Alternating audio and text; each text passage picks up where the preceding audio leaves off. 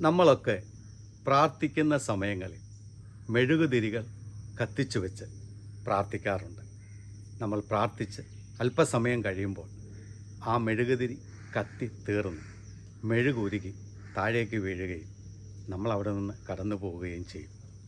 ഇതുപോലെ അനേക പ്രാവശ്യം അനേകർ പ്രാർത്ഥിക്കുന്ന പ്രാർത്ഥനയിൽ തിരി കത്തിത്തീരുകയും മെഴുകുരുകി താഴെ വീഴുകയും ചെയ്യും. സ്നേഹമുള്ളവരെ, ആ ഉരുകി വീഴുന്ന മെഴുക് ഒരിക്കലും അവിടെ നിന്ന് ഇല്ലാതാകുന്നില്ല. അതവിടെ എപ്പോഴും ഉണ്ടായിരിക്കും. കത്തിത്തീരുന്നത് എപ്പോഴും ആ തിരിയാണ്. ഇതുപോലെ നമ്മൾ ദൈവസന്നിധിയിൽ ഉള്ളൊരുക്കി പ്രാർത്ഥിക്കുമ്പോൾ ആ പ്രാർത്ഥന ദൈവസന്നിധിയിൽ മെഴുകുരുക്കി കിടക്കുന്നത് പോലെ നശിക്കാതെ എന്നും അവിടെ കിടക്കും.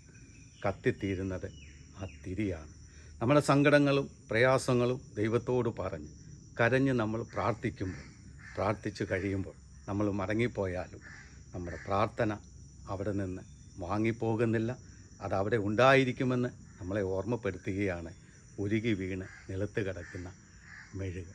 ആ മെഴുക് ഒരിക്കലും നശിച്ചു പോകാത്തതുപോലെ നാം എപ്പോഴൊക്കെ എന്നൊക്കെ എവിടെയൊക്കെ ഉള്ളുരുകി കണ്ണീരോടെ പ്രാർത്ഥിച്ചിട്ടുണ്ടോ, മെഴുകുരുകി താഴെ കിടക്കുന്നത് പോലെ നമ്മുടെ കണ്ണീരും ദൈവസന്നിധിയിൽ കിടക്കുന്നുണ്ട്.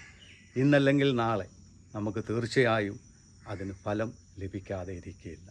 38 വർഷം കാത്തിരുന്നവന് അവൻ്റെ കണ്ണീര് മെഴുകു ഉരുകി കിടക്കുന്നത് പോലെ ദൈവസന്നിധിയിൽ ഉണ്ടായിരുന്നു.